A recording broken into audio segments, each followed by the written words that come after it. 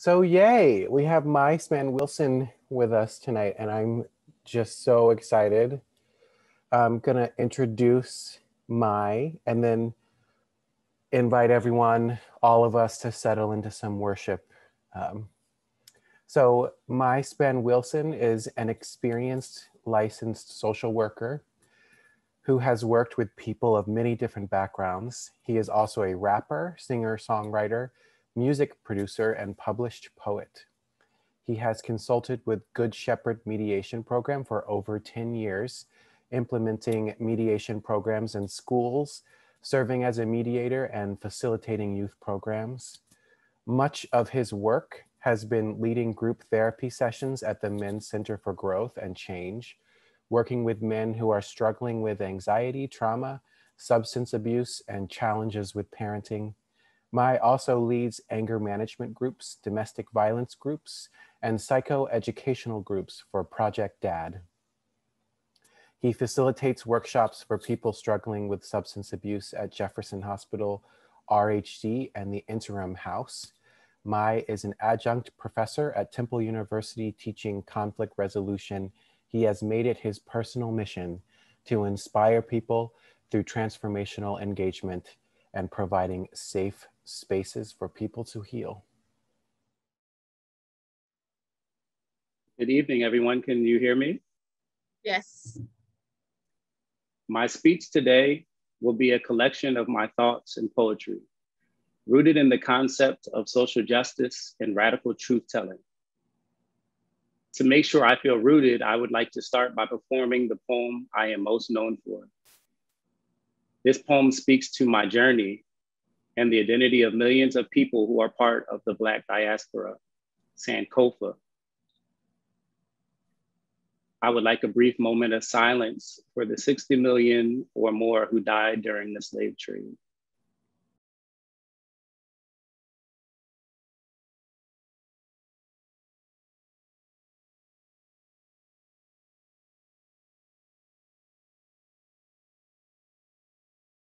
We need to claim our history so that we could move forward. We need to understand how and why we came to be where we are today. And so I say to you, Sankofa, understand your culture. Know the roots of your people like you are supposed to. Sankofa, a West African symbol of a bird looking back at all that he's been through, at all that he lacks, at all of his descendants, at all of his tracks, at all of his history, at all of his facts. He knows to be African-American, he had to be colored in Black. He knows to sit in the front of the bus, he had to sit in the back. He knows to vote, he had to wait for the Voting Rights Act. He knows he must appreciate all of his past. He knows before he walked with freedom, he wore chains. He knows before he walked the American streets, he walked the African plains. He knows before he drove the highways, he sailed the seas. He knows before he sat in the classroom, it was illegal for him to learn to read. And so I say to you, Sankofa, understand your culture. Know the roots of your people like you are supposed to. Sankofa, Sankofa, understand your culture. Know the roots of your people like you are supposed to. Sankofa knows he was once part of a prosperous people before he was kidnapped and stolen by those who were evil. He knows that his resources once overflowed and that his people were rich, rich in gold. He knows that his Africa was a beautiful scene and that it was ruled not by slave masters, but by kings and queens. He knows that I am he and he is I. I am the bird who was able to fly. I am the road that's been paved. I am the dream of the slave. So I say to you, Equiana, who continue to believe, and to you, Venture Smith, who chose not to heed, and to you, Frederick Douglass, who learned how to read, risking your very life, it is for you I achieve. Without you, I am uneducated, I know not a thing. I am the bird looking forward, scared to open my wings. But see, I know how I came to be and I understand why. So I have the awareness to look back and the power to now fly. And so I say to you, Sankofa, understand your culture. Know the roots of your people like you are supposed to.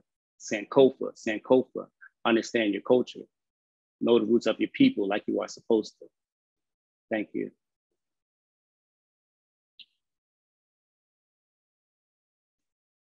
I would like to start my speech by reading a piece that pulls back the curtain on some of the youth work that I've done in this city.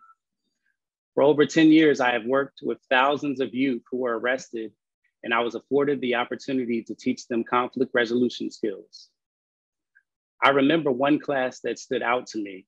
On this day, after teaching a conflict resolution class for 7 hours, as I did every Saturday before the pandemic, I sat and these thoughts came to me.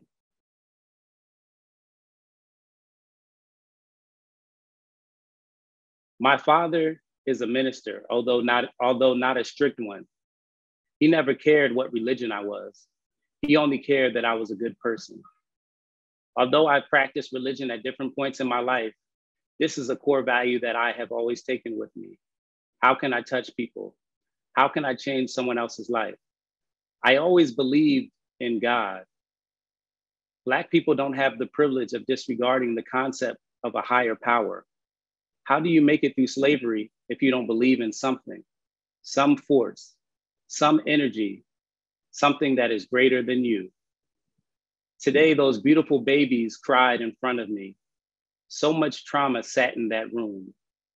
Who taught that young boy to deal with the pain of losing his only brother? He painted a vivid picture. His brother blue in a morning bed, breathless. He tried to revive him unsuccessfully. Who programmed us to believe that therapy isn't for us? He was convinced. Why do people keep telling me to get counseling, he said. I told him he didn't have to force it, but when he is ready, he should go. I knew I lied to him, but I wanted him to feel safe.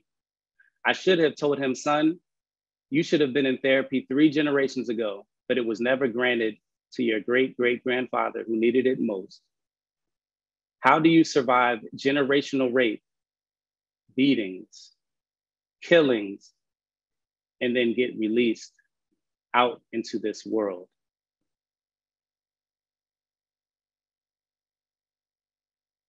At this time, I would like us to break into breakout rooms. And I just want you to say what emotions and feelings and thoughts came up for you after hearing that piece.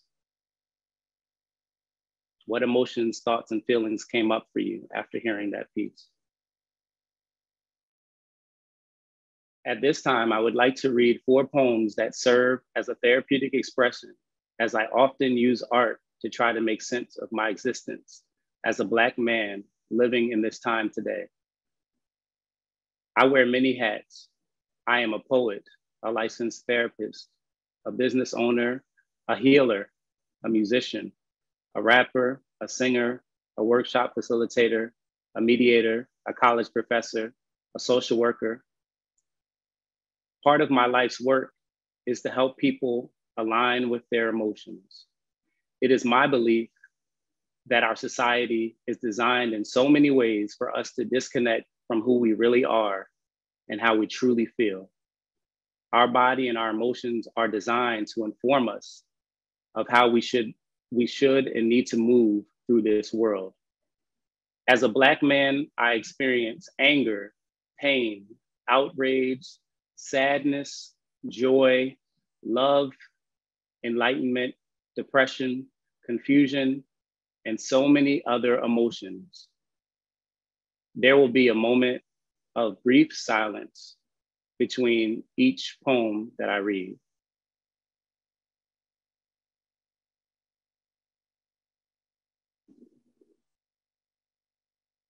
I am not afraid to deconstruct historical false truths, those detrimental to my mental, influential to a society. My Black skin is not a weapon. Fear agents birthed in a nation too timid to question the norm. What happens when I'm supplied with demands I never sought? Given a sword, trained for a war my third eye had never fought. Will you stand? Will you resist? I am calling on the movement.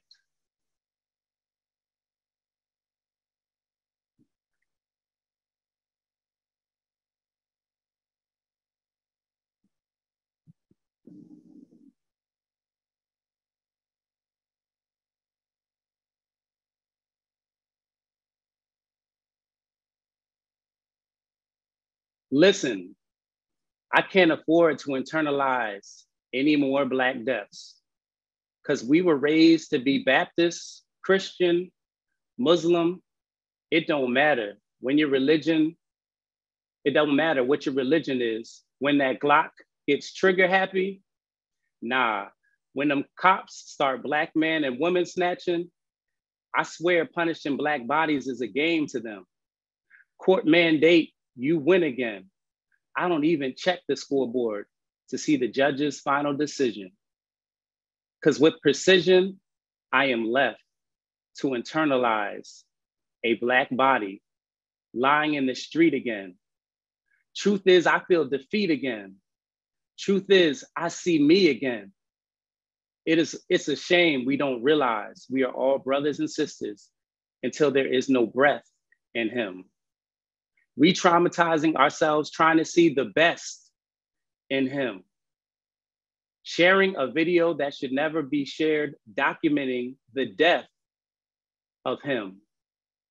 My brother, I never met once again. The world is made aware of the false threat of my Black body. So I repeat, I can't afford to internalize any more Black death, and you can't either. That is why we must all say his name. Beautiful, beautiful Black life must not exist in vain. Ahmaud Arbery.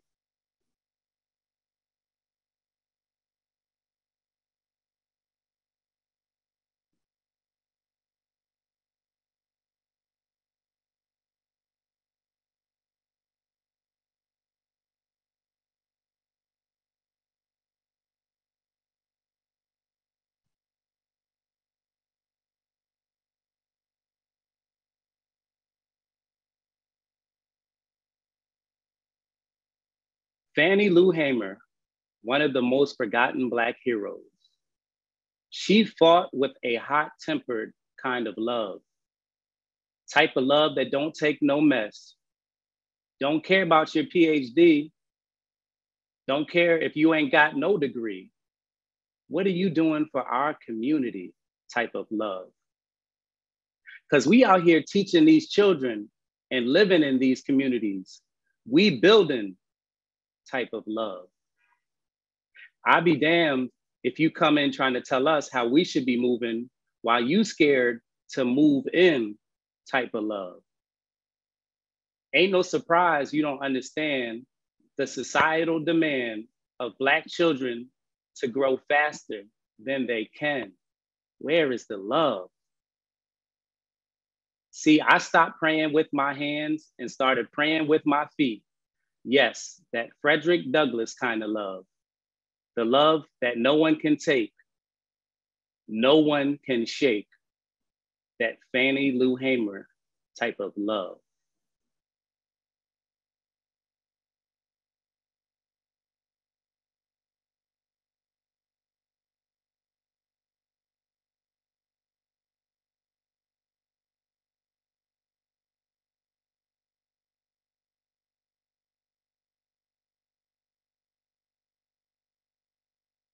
Time.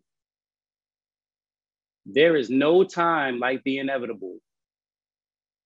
Conflicted like the residue of sugar cane and propane dollars, of Africana silenced hollers, confined our babies with corporate collars, disguised as apprentices who jive as scholars, stolen like the coltan in your TV, divide the pie, then claim my grandmother's recipe. Indigenous as the ivy tree. The natives taught you how to ivy lead. First, you take the ivy leaf, then you rub the veins across your knees. You take the classy jewel weed, extract the ointment to ease your allergies. Now document these confidentialities and pawn them off as natural science degrees. Sacred is the oral tradition, enabling gold emblems to shamelessly glisten. Time always sits for the children who listen, for she awaits the moment of truth will have risen. Time.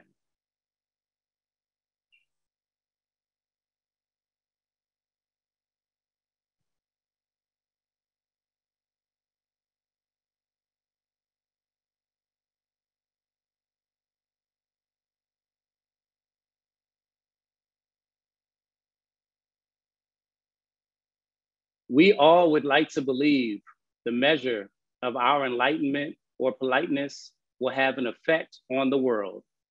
In all actuality, it may not. These are the words of James Baldwin as he debated conservative William F. Buckley. They debated this question: has the American dream been achieved at the expense of the American Negro? I would like you to get into small groups and discuss a question that I believe is important to our community. What have we done as a Quaker community to create spaces for Black children and adults to express their identity in their fullness? And what more needs to be done? And if you're not Quaker, that's okay. You still can participate in these breakout rooms. Let's have a moment of silence though first before we go in the breakout rooms. And if you're inspired to share, please share.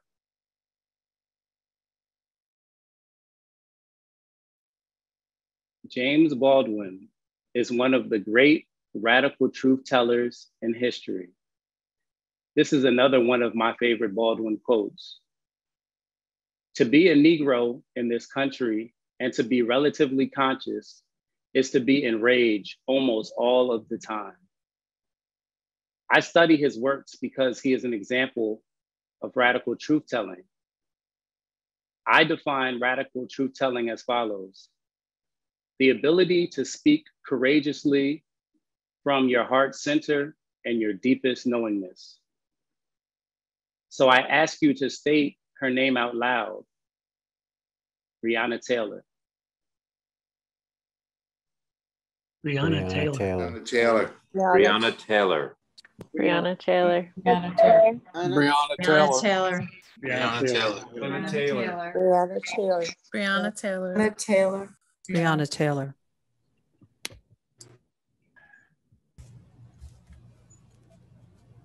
I always believed that a powerful question was more interesting than receiving an answer.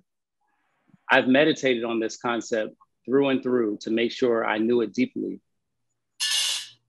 I came to the conclusion that one can only come to a clearer truth by asking questions that look at different angles, questions that challenge one's pride.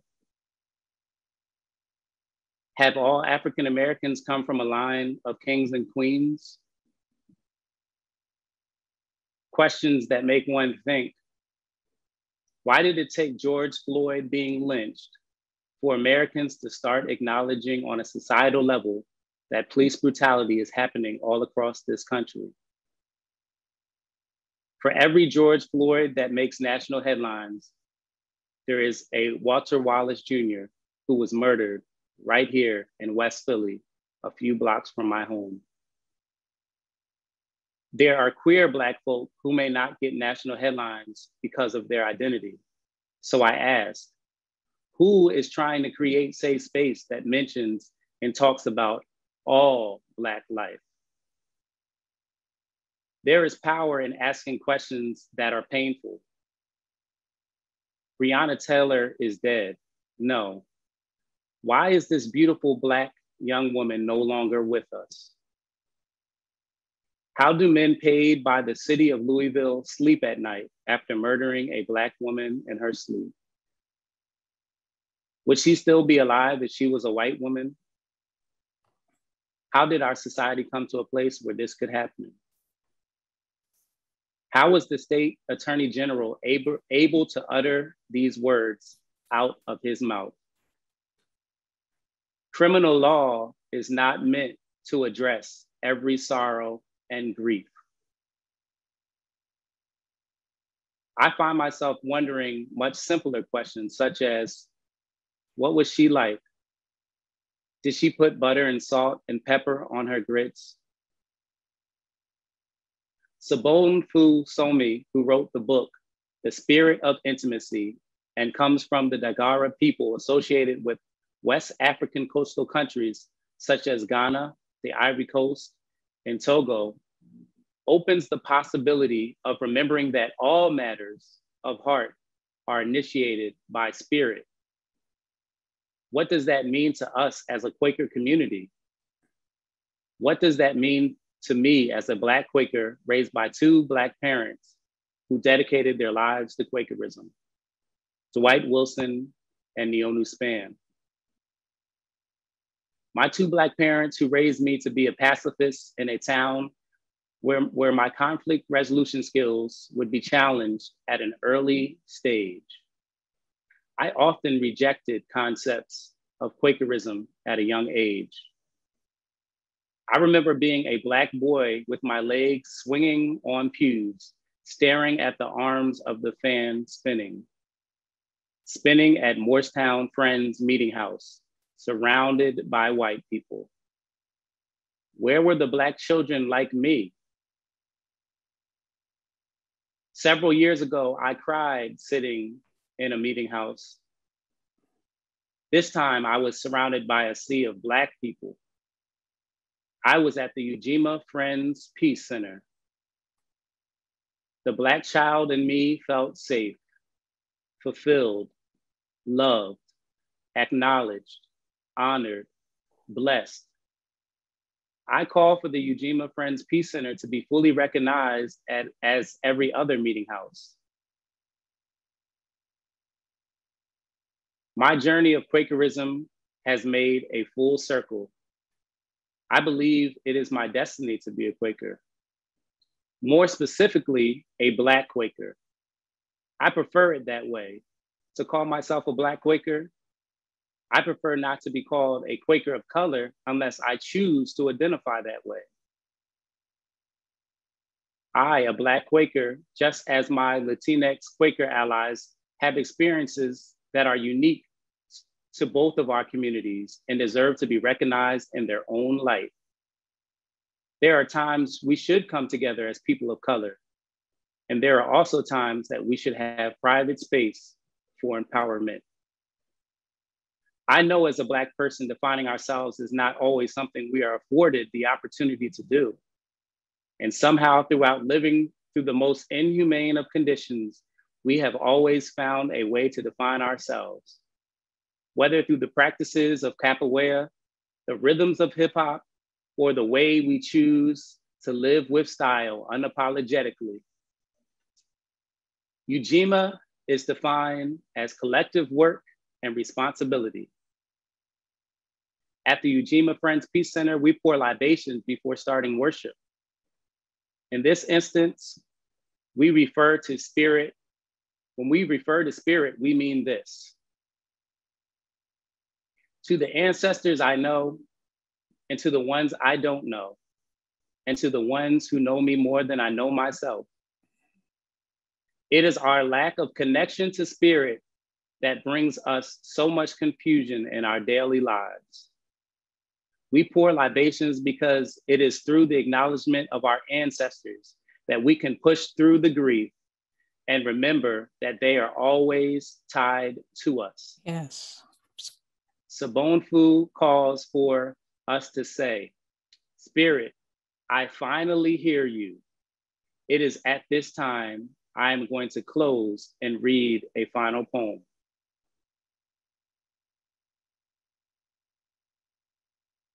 The moment that you realize you have changed, never to be the same being again.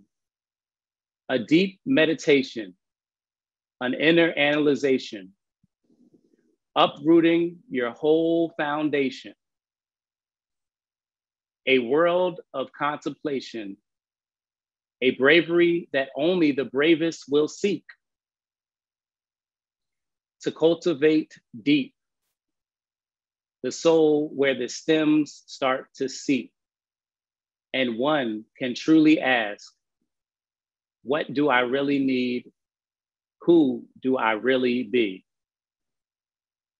Thank you.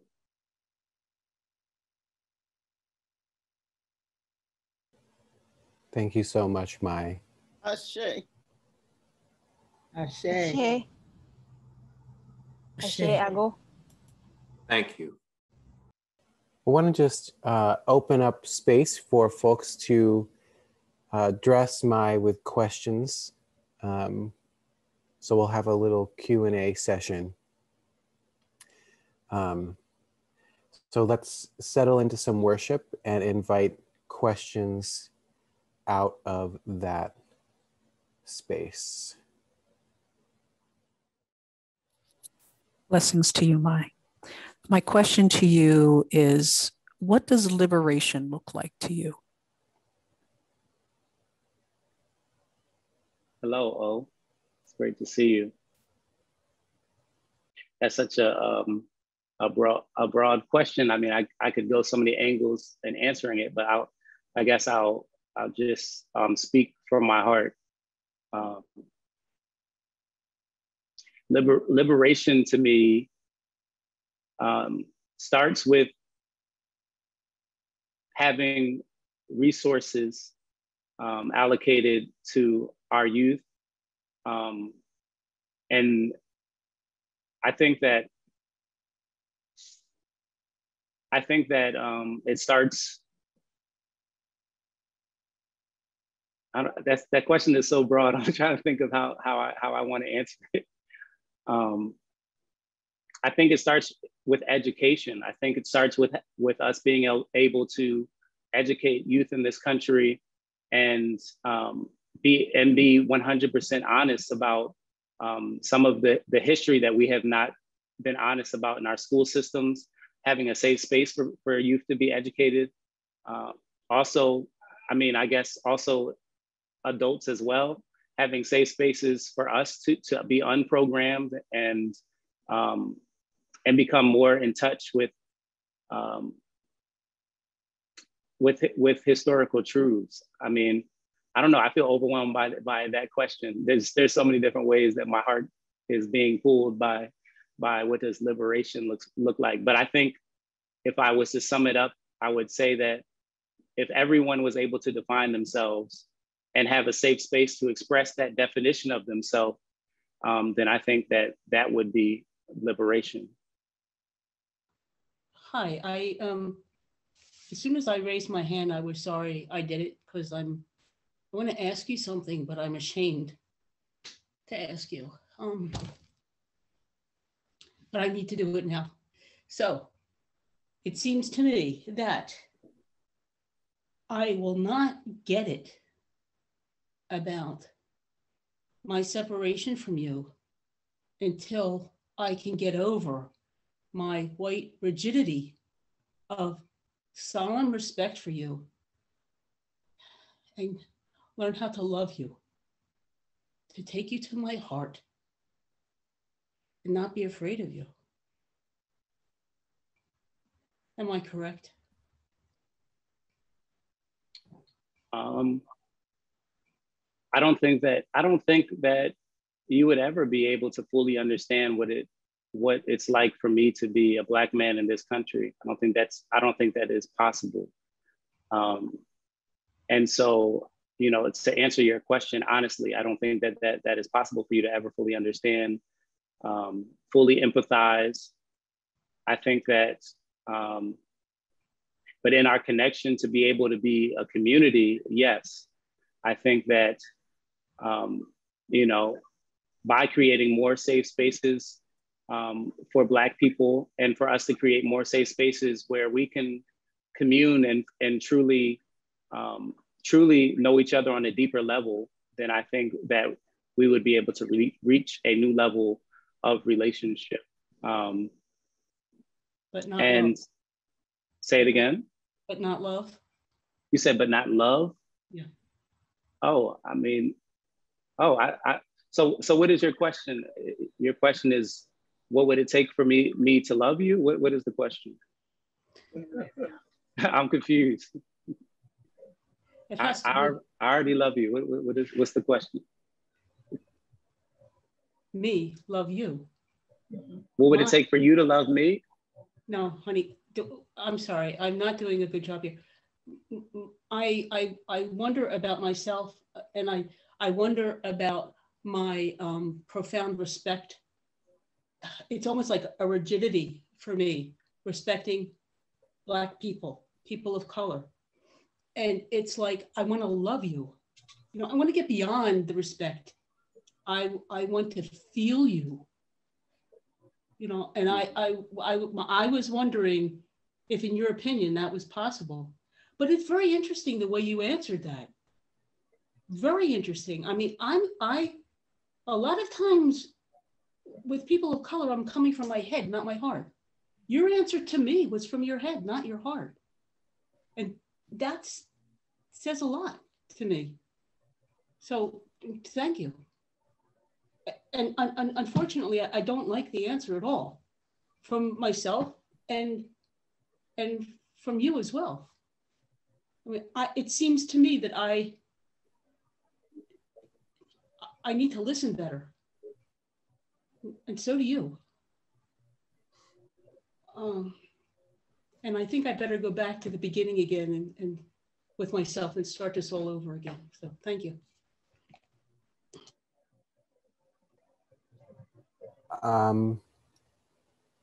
Tom?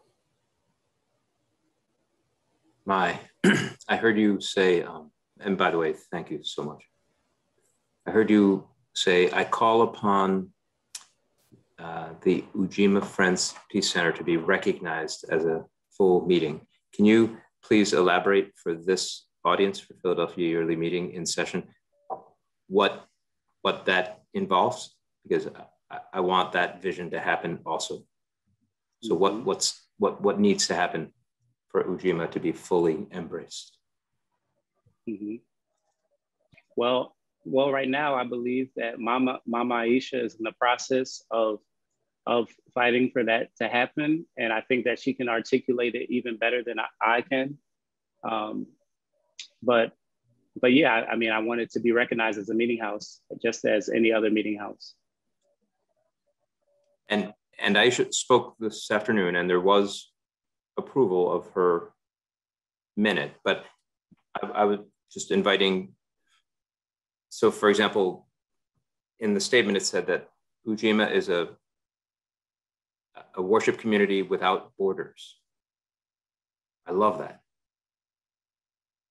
So how can we, Philadelphia Yearly Meeting, say yes to that? And what will that look like? What do we need to do to make that happen?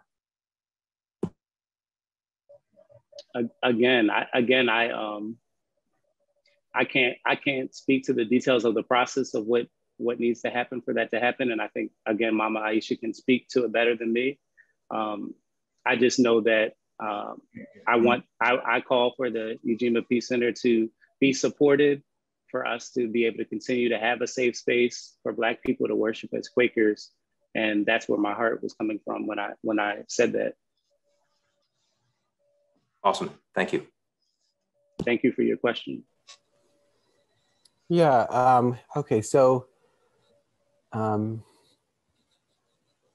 part of showing up also, I think, is being willing to lean into discomfort. So I just want to say that, like, the last couple of questions for me felt super hard and challenging, and I'm feeling all kinds of ways in my body. And I just want to invite everyone in this space to breathe, like how I need to breathe. And I want to hear from, let's get Pamela's question and then Anthony's question. And then I see the other hands, and I will get back to you. Greetings, Mai. I want to ask you if you draw upon anything in your Quaker experience as you have trained to be a clinician and may have experienced models that are not as inclusive as you might have needed to do your work to reach people. And particularly, I'd be interested in your experience in reaching other young men of color. Mm-hmm. Yeah, so I think that particularly working with young men of color and working with them around, you know, conflict resolution, right? And I spoke about working with a lot of young men who have been arrested in this city. You know, when I'm teaching them different conflict management styles and teaching them that there's different ways to manage conflict, I think that talking to them about, you know, some of their core beliefs around why is it that they may feel the need to respond with aggression at certain times, and you know, and talking to them about some of the lessons I learned by growing up pacifist, and the power of being able to stop and think before you react. I think that that's one of the most powerful tools that I learned about from being a Quaker.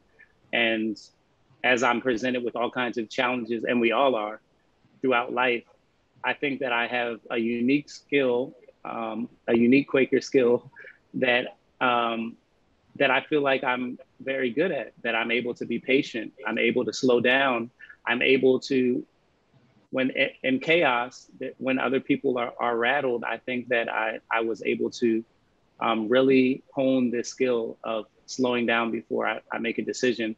And I talk about the importance of taking time to stop and think before you react.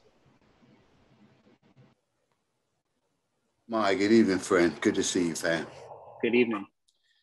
You know, I want to talk about the first query where we went into the first breakout room, which the query, if I remember right, was how you felt about the message that the ministry that we just heard. And in my small space, it was complete silence. Nothing was said. And the whole time while I was sitting there through that complete silence, I actually had an answer, but I didn't share it, but I'm going to share it now. And I was listening to your courage. I was listening to your beauty. As a Black man at annual sessions, talking about Blackness, and the whole time, James Brown was in my head saying, say it loud, I'm Black and I'm proud. Thank you. Charles. Thank you. It's such an honor to hear your words and to hear about your work, which I didn't know of before. I'm not from Philly. One of the things that I wonder is if it wouldn't, in fact, be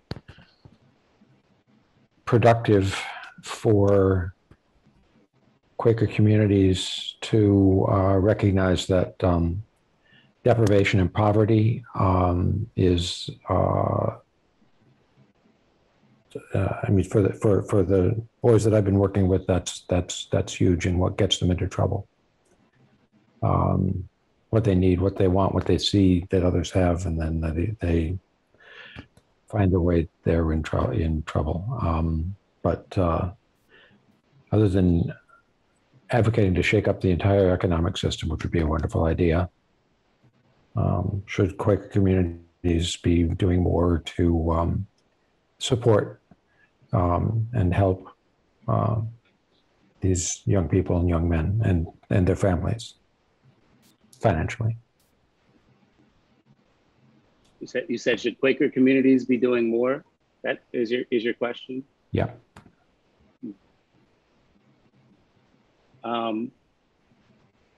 Well, I guess I'll respond 2 ways. I'll respond by saying yes, and I'll respond by asking you a question. Is it poverty that makes the youth get into trouble, or is it the system that puts them in that situation, right, where it's almost designed for them to fail, right? So it's easy. So I don't want to. I feel like it's easy for us to blame, but when you're provided a whole bunch of resources, and you have the books that you need in schools, when you have access to different opportunities, whether they be extracurricular activities, when you have access to these things, then we can talk about, and there's an even playing field, right? Then we can talk about we can answer that question better, right? I think we can answer that question better if there's an even playing field. And I think that needs to be a focus. That's the focus of my heart, right? As I walk through schools in Philadelphia and I see that there's not enough books for the youth to study in their classrooms, I think that is not a fair judgment. And I think that goes back to the earlier question by when we're talking about liberation, and my mother has a vision of starting a liberation school, right? But we're talking about youth having fair opportunities with teachers that care about them, that are doing work and are dedicated to their communities, and them having enough resources for them to actually grow and be successful in this society.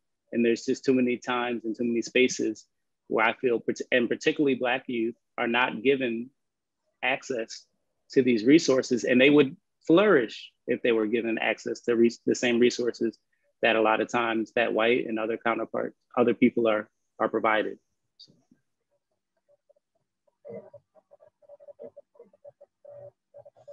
Okay, so let's have 2 more questions. Susan. Thank you. And thank you so much. I don't even really know if I have a question. I just wanted to tell you how wonderful to hear you trust your poetry to deliver the meanings that you carry. And I suppose there is a question there because you're so skilled at it and powerful. I wonder how much you can use that when you work with the youth. Do they also learn to trust their poetry? So you said, I missed the part, you said my poetry, how much do I? With the children, how much do you use your skill at poetry to help them open up to their skills?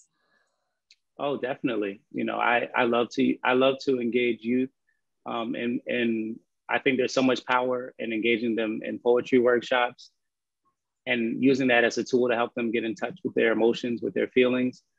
I often, talk about how I, at the age of 8 years old, wrote my first poem as when I was feeling stressed out and I was able to express my emotions. And so I often do poetry workshops. I also will use artists that they're listening to, current artists, whether they're hip hop artists, and help look at those lyrics and let them take a deeper look and get an understanding of, oh, this artist right now is expressing their emotions. They're telling their life story. They're opening up about something that was hard for them. So I definitely use art and my poetry to connect to you. Thank you. Thank you for your question. James?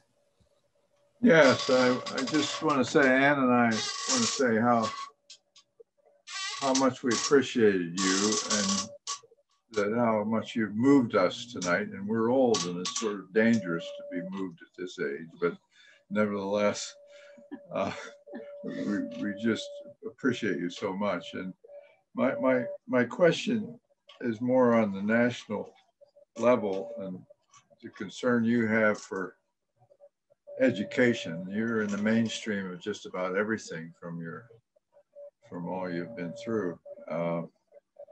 But this business with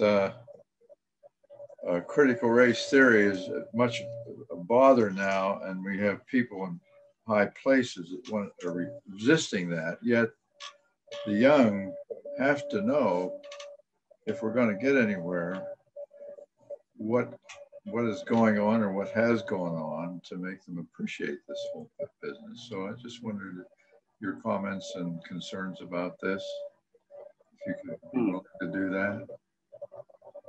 My comments and concerns. Well, I think that we all need to continue to fight as Quakers, as people for history. You know, I think about me growing up and my history book, right? And the only, you know, George Washington Carver was the only Black person that I could think of off the top of my head that was in my history book, and seeing pictures of slaves. And that is not acceptable. I think that we need to we have to fight to revamp our system. I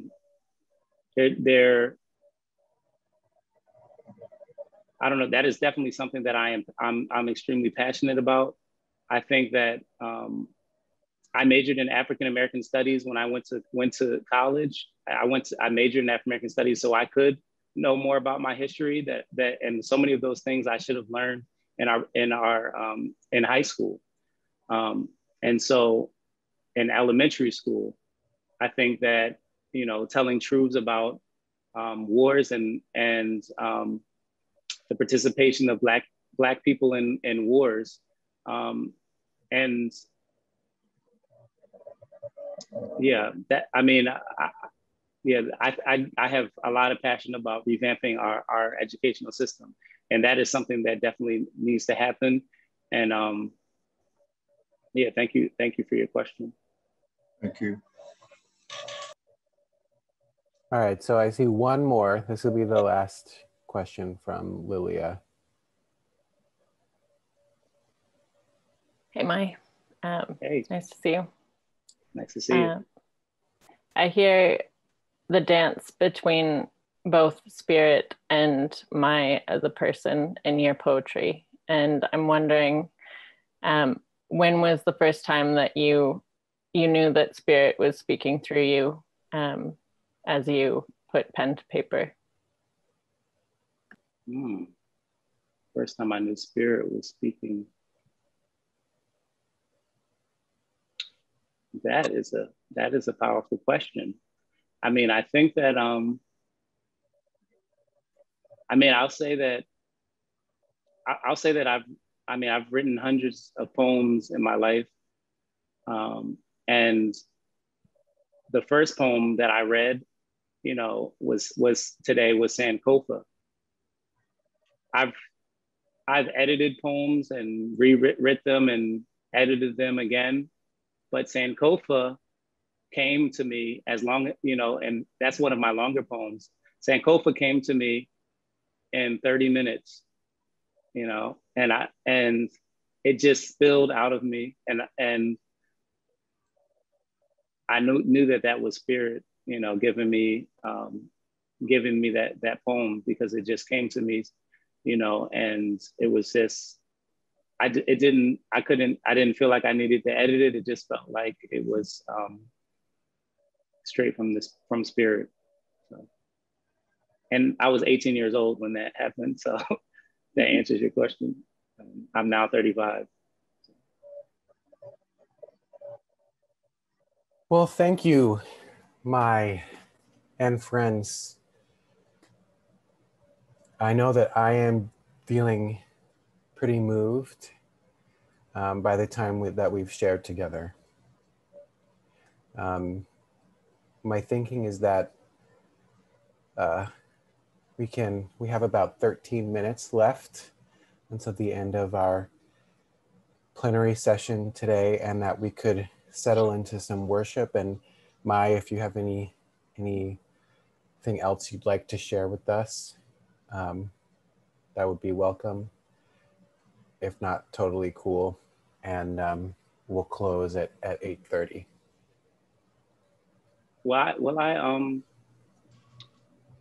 got a lot of questions. Could I hear a couple of appreciations? Anybody who just wanted to say hello? Because I would love to just see some people and not have a question, but just see some more faces. Can I just say hi, Mai? Can I say hi, Mai, too? Hi, Mai. It's so great to see you and to hear your wisdom. Yep. Thank you. Thank you for sharing your poems and your love. Thank you. We've got Barry raising a hand, and then Inspira too. So Mai, thank you so much for bringing Spirit forward tonight, as you always bring Spirit. And I'm just so blessed to hear you, to see you, to be lifted up in joy and celebration about the beauty of being a Black Quaker and being in community.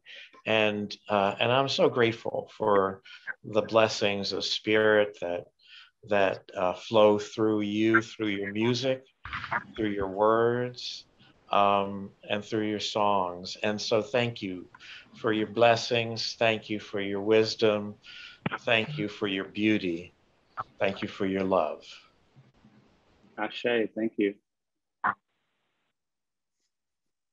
Thank you for sharing your powerful words and your beautiful spirit.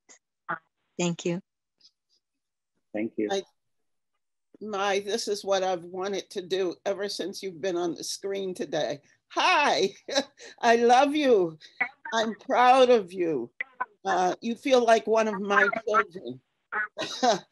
We worship together at Ujima, and you've just made me so proud. I saw your mother earlier, and I'm sure she's proud too. Take care, be well, continue to do well as you do. Love you. I love you too, Inspira. Ashe. Suzanne and then Jeff. I echo some of what Inspira just shared. I've known you and your family for many, many decades, and I'm thrilled to have a new generation of wisdom coming forward in your voice and your approach to these issues. Thank you for being who you are and sharing it with us. Thank you, Suzanne. Yeah, Mai, I remember when you worked with the Young Adult Friends program. I remember you gave some really powerful workshops, but I also remember that you played for us some of your music, which I really, really enjoyed. And recently I found that again. And then it was so great hearing your poetry today, because I'd listened to your music, but I don't think I'd ever heard your poetry by itself before, and it was very, very powerful to me. So thank you for that. And I hope that a lot of the people here will go check out your music because it's some really great stuff. Thank you, Jeff. Reba? I just want to tell you what a blessing it's been to see the beauty of your life and your spirit and enjoy the just the blessing of the poetry. And I pray that you'll be blessed. Thank you. Debbie? I don't often get the chance on a Friday night to sit in the presence of truth and spirit in the way that we have tonight. The way that it has come through you has been powerful and amazing. God speaks through you, friend. Thank you. Pat?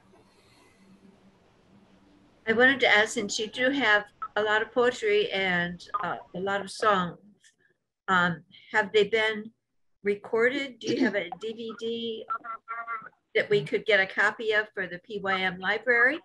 Or is your poetry printed out? Do you have a booklet available? I'm in the process of making a poetry book. I do have 2 albums that are finished. And so, you know, they are on all streaming platforms, and I also have hard copies of my albums as well. So we could buy them. You can buy them. Yep, you can buy them either through hard copies. If my website is www.bandcamp.com, and you can buy either my album physically, or you can stream it on iTunes or Apple Music or Spotify. I hope Joan Bradfield gets some copies for the library. Thank you. Thank you. Hello, Mai. I met you when you were a baby, and I knew both of your parents from New England Yearly Meeting, and I am so pleased to meet you now, and so proud to know who you are now. And I'm so grateful for the blessings that you've given us tonight. Just huge swath of gifts. I feel really blessed by so many gifts. And I want to keep following who you become and who you are and how you're changing our world. Thank you so much for helping us tonight to see ourselves as we can be. Love to you. Thank you, Sally. We've got 2 Dianes with raised hands. I'd love to hear from Diane Spann. Okay, can you hear me? Mm-hmm. Okay, great. Hi, Mai. Hey, Auntie. Hey. I just wanted to say to Mai that I'm so happy to see him come full circle with his poetry. And somebody had asked when he first knew that he was, spirit was coming through him. I can tell you the first time that I knew. I had moved. He was still in his early teens. I believe I had moved to the West Coast and kind of left my family that's here on the East Coast. My sister's Neonu, of course. And I had been away for a while, and Mai had gone from transitioning from a young teenager into a young man, but I missed a lot of that. because I wasn't back and forth with the family. I was on the West Coast.